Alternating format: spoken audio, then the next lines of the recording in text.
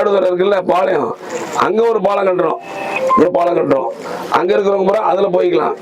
இந்த பக்கம் தொழுதூர் தாண்டோம்னா கீழக்கல் புண்ணின்னு ஒரு ஊர் இருக்கு, அங்க ஒரு 10 கோடி போட்டு அந்த பாலம் கட்டுறோம். அந்தாண்ட அதை தாண்டி கொரக்காவடி அந்த பக்கம் அங்க ஒரு பாலம் கட்டுறோம்.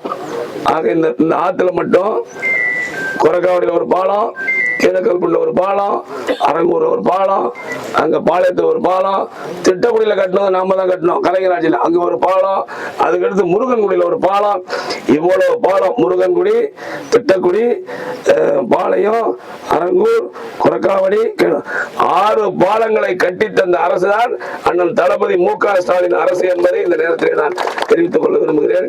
இது எதுக்காக சொல்றேன்னா, மக்களுடைய பிரச்சனைகளை, மக்களுடைய கோரிக்கைகளை உடனுக்குடன் நிறைவேற்றக்கூடிய ஒரு முதலமைச்சர் நம்முடைய தமிழ்நாட்டினுடைய அண்ணன் தளபதி மு.க. ஸ்டாலின் அவர்கள்.